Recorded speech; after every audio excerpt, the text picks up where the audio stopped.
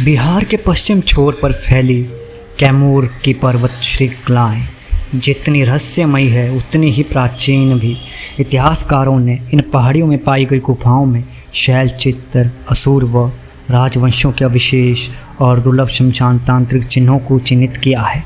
पर एक कथा जो लोक में धीरे धीरे फुसफुसाहट बनकर चलती रही वह थी पिशाचिनी कुल की स्त्रियों की साधना।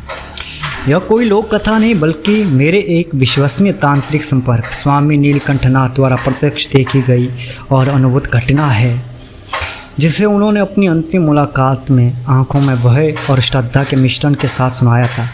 वह घटना सन 2004 के शरद महीने की है, जब कैमूर की एक छोटी सी बस्ती मोहरबान में उन्होंने पिशाचिनी कुल की अंतिम कन्या की साधना को प्रत्यक्ष देखा था।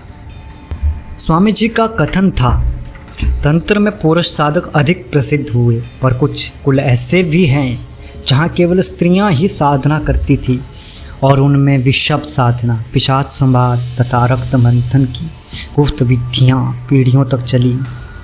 मोहरबान गांव बाहरी दुनिया से कटे हुए पर्वतीय क्षेत्र में है। वहाँ आज भी बिजली नहीं और रात में हवा तक सहमी हुई लगती है।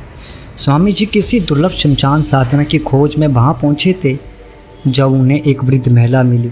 नाम था भवानी काकी। काकी की आंखें सफ़ेद थी, बाल गुथे हुए और कमर में तांत्रिक घुंघरू बंधे हुए थे। उन्होंने स्वामी जी को देखकर मुस्कुराया और कहा, शब्द नहीं खोजने आए हो बेटा, तुम्हारे कर्म में रक्त संवाद लिखा है। स्वामी जी चौंके क्योंकि वो शब्द उन्होंने केवल प्राचीन ग्रंथों में पढ़ा था। भवानी काकी ने उन्हें गांव से दूर एक पुराने शिव कुंड की ओर ले जाया। वहाँ एक अधजली चिता के पास उन्होंने पहली बार उस कन्या को देखा। नाम था राजश्री। उम्र लगभग 25 वर्ष, लेकिन आंखों में 1000 वर्षों का अंधेरा समाया हुआ। राजश्री कोई सामान्य लड़की नहीं थी, वह पिशाचिनी कुल की अंतिम कन्या थी। यह कुल वह था जिसमें माँ की साधना बेटी को सौंप दी जाती थी। हर कन्या जन्म से ही शव और पिशाच से संवाद की कला में पारंगत होती थी।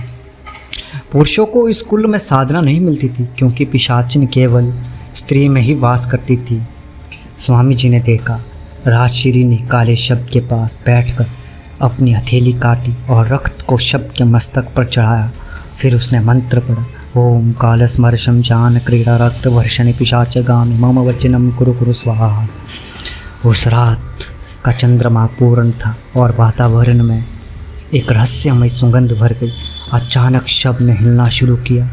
स्वामी जी को लगा तो प्रेत बाधा है, पर काकी ने कहा, यह साधना है बेटा, डर नहीं, भक्ति है। शव नहीं नाच रहा, आत्मा जागृत हो रही है। राजश्री ने फिर रक्त से शिला पर एक मंडल बनाया। यह कोई सामान्य यंत्र नहीं था, यह पिशाच संवाद मंडल था जिसमें मृत आत्मा का अस्तित्व कुछ क्षणों के लिए ठहर सकता था। उस मंडल में 3 दीपक जलाए गए, एक शुद्ध घी से, एक तिल के तेल से और एक रक्त से। स्वामी जी ने अपनी आंखों से देखा, मंडल के बीच एक छाया उठी। वह एक पुरुष आकृति थी और जिसके पैर उल्टे थे और आंखें खाली। पर जैसे ही राजश्री ने एक विशेष मंत्र पढ़ा, उसकी आंखों में छवि आई, एक वृद्ध की जो संभवतः उसका पूर्वज रहा होगा। तू मेरे कुल की रक्षा करेगी? आकृति ने पूछा। हाँ, राजश्री बोली, पर यह अंतिम बार है। उसने बताया, उसका कुल अब समाप्त हो चुका है। काम वाले इन स्त्रियों को चुड़ैल मानते थे। माँ को जिंदा जला दिया गया और बुआ ने नदी में कूद कर आत्महत्या कर ली। अब वह अकेली थी और उसकी साधना की अंतिम रात थी। उसने कहा, मैं आज अपनी आत्मा को बांध रही हूँ इस चिता में। जब कोई सच्चा साधक आएगा, मैं उससे एक प्रश्न करूँगी। यदि उसने उत्तर सही दिया तो मैं उसे दीक्षा दूंगी, अन्यथा मैं उसे वहीं खा जाऊंगी। स्वामी जी ने सुनकर रुकने का निश्चय किया। राजश्री ने उन्हें सीधे देखा। क्या तुम मृत्यु से संवाद कर सकोगे? स्वामी जी बोले, मैं जानना चाहता हूँ, ना डरना।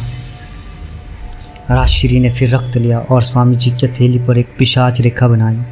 एक ऐसा चिन्ह था जो केवल वही देख सकता था जो मृत्यु का अनुभव करने को तैयार हो। रात के तीसरे पहर जब सब सोते हैं, तभी रक्त मंथन साधना शुरू हुई। यह साधना उस ऊर्जा को जागृत करती है जो रजस्वला स्त्री के भीतर होती है और जिसे वो पिशाच तत्व में बदल सकती है। राजश्री ने भैरवी मुद्रा में बैठकर एक ही वाक्य दोहराया, रक्तम देहि आत्मम देहि मुक्तिम देहि। और तभी शमशान की अग्नि बिना किसी चिता की जलने लगी। स्वामी जी के अनुसार मैंने देखा कि एक स्त्री की आकृति उस अग्नि में प्रवेश कर रही थी और राजश्री थी। उसने मुझे देखा और कहा, अब मैं चिता हूँ, जो मुझसे दीक्षा चाहे वो इस राख को माथे पर लगाए।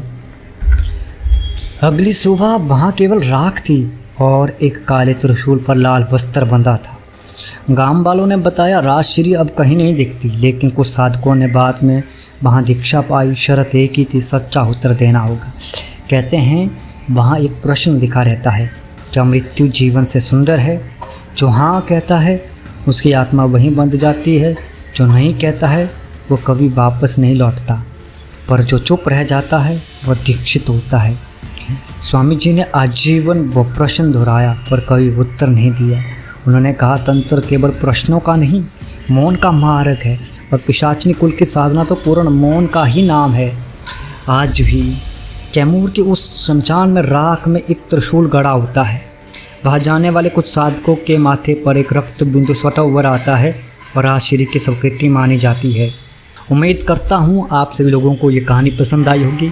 इसी तरह से अन्य सच्ची भारतीय तांत्रिक कहानियाँ मैं आप सभी के समक्ष लाता रहूँगा, जो मेरे दादाजी की डायरी में लिखित है।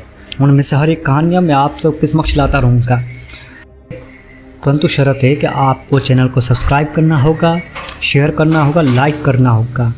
जितना ज़्यादा आप इन कहानियों को प्रेम दें उतनी ज़्यादा कहानियाँ मैं अपलोड करूँगा। आज के लिए बस इतना ही। मिलते एक नई वीडियो के साथ, एक नए प्रयोग के साथ। तब तक के लिए आप सभी को नमो भगवती